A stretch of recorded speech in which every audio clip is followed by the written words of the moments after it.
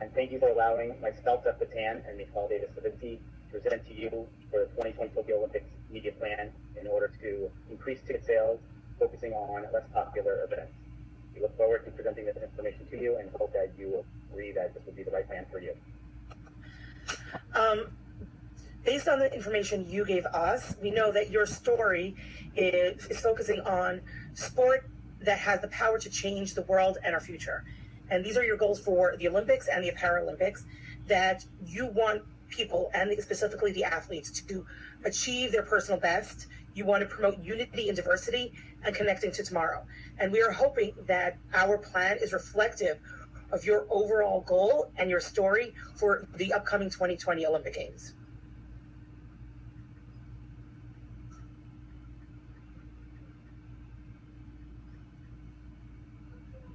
So we recognize that the goal of the marketing campaign for the 2020 Tokyo Olympic Games is going to have a good chunk of money going towards ticket sales, and that's where we want to focus as well.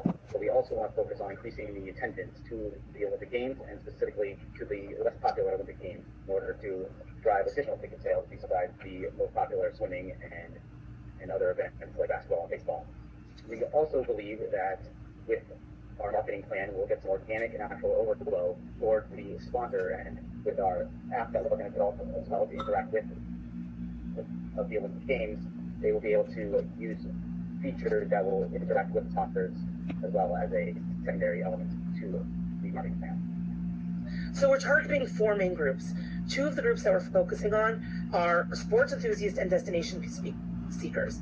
These are people who love sports and want to go to the games and to experience the Olympics for the amazing once-in-a-lifetime event that it is. In addition, destination seekers, people who love to travel or are looking for an excuse to travel to a place they've never thought of traveling before. And our marketing campaign is going to appeal to those people to show them the beauty of Tokyo and the excitement and the uniqueness of the upcoming opportunity. In addition, when we're talking about age demographic, we're going to be focusing on millennials, and we're going to be using multiple social media platforms such as Instagram to appeal to that target audience. And we will be also targeting the 30 to 65-year-olds who have the disposable income to go to the event and who are eager to participate in an event, and we'll be targeting them through campaigns such utilizing platforms such as Facebook.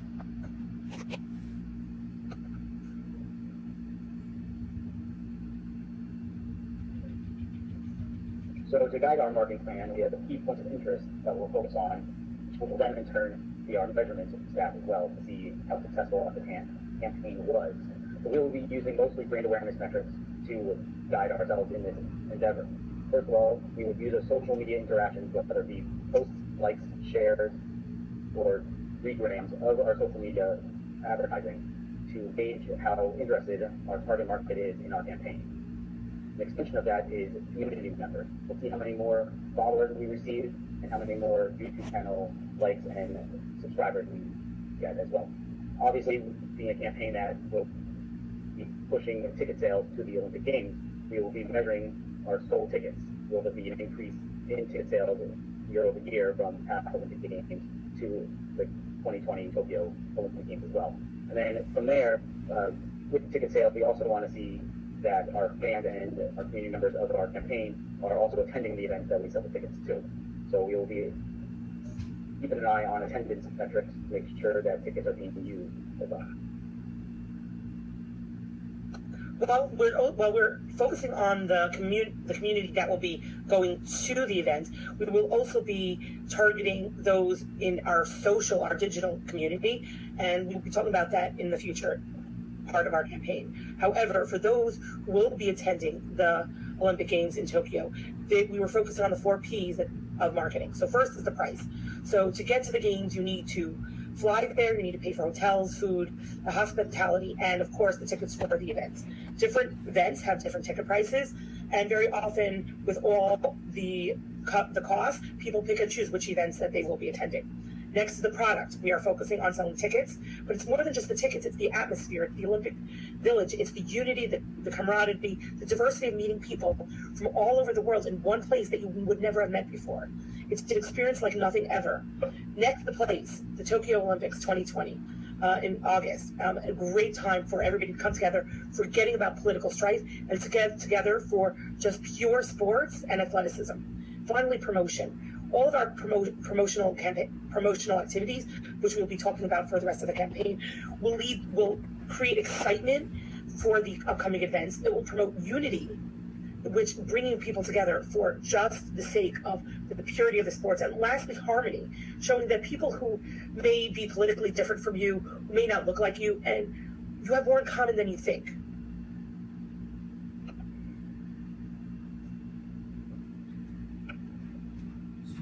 So now we are going to get into the social media plan, the marketing plan of our campaign.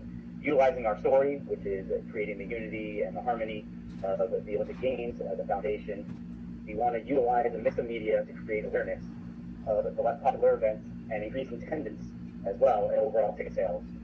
And we will do that with a cross-platform strategy in order to create awareness and our presence in multiple media spaces.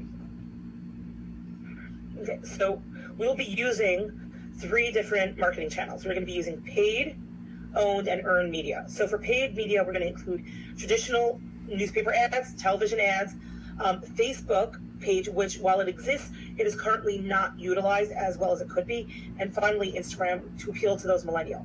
Next is owned. What is the 2020 Tokyo Committee owned? Well, they're going to own an app, which they are going to create, which will be a gateway for all the other digital components. Ticket sales, their Facebook page, they own it, Instagram, and their YouTube channel.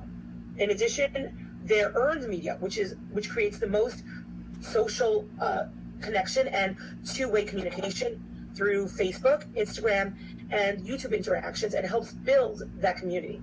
And as I said, the app that we are proposing to create will help bridge all the different social media components and help build not just a community of people who are in Tokyo, but the people who are watching from home can also participate through the app.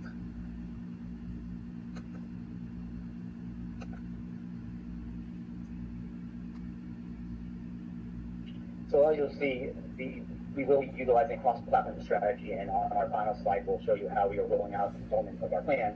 But I want to focus on how we are going to reach the full age demographic of our target range of 30-year-old to 65-year-old attendees of the Olympic Games and potential ticket buyers. So to reach the higher end of the target market, we are going to use our traditional marketing methods of newspaper and television, so print and media, television, advertising, commercial ads, to reach the masses as best we can. In order to reach the younger demographic and some of the mid-range demographic, we want to mix in some non-traditional methods as well. So Facebook and Instagram, as well as YouTube, will be vehicles in driving smaller messages in shorter bursts to capture the attention of the younger millennial audience as well. YouTube channel will be utilized as an over-the-top method of the newspaper and television ads, where our message is mentioned in the print ads, but then you can go for further activation online on our YouTube channel. And then our app, as I mentioned before, will be a tool that can be utilized throughout the whole campaign. From the minute a person is involved with the Olympic Games, either as a spectator or as a ticket buyer or as a viewer from afar, you'll be able to interact with the Olympic Games on the application, on the mobile application.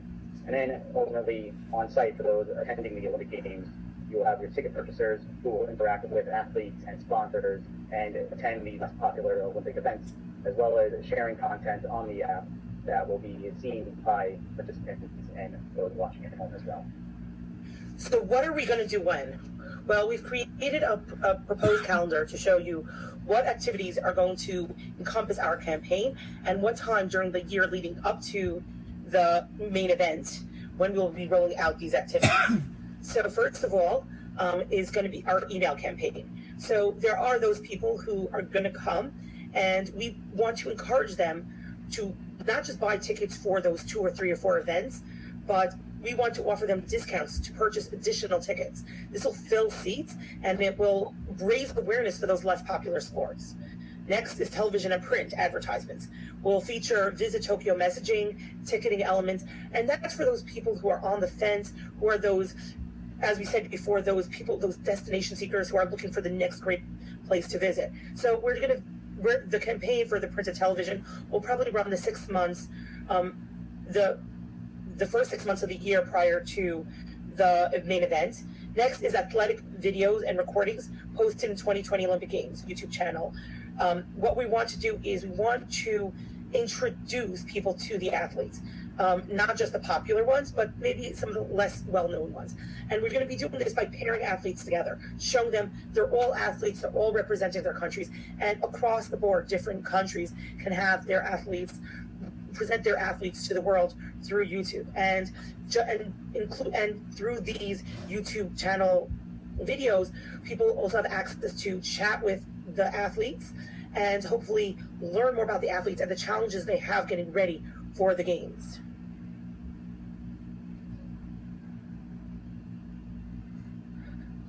So then we will finish out the campaign with a couple other elements, one being the gold highlight reel, monetizes for the less popular events. We wanted, like I said, we were looking to increase attendance for the less popular events, which therefore would increase attendance overall for all of the Olympic Games. And to do that in the late stage of the media plan, we hope to entice some ticket buyers that have already purchased, or new ticket buyers that haven't purchased yet, to get the last minute sales, the last minute buys in before the Olympic Games start.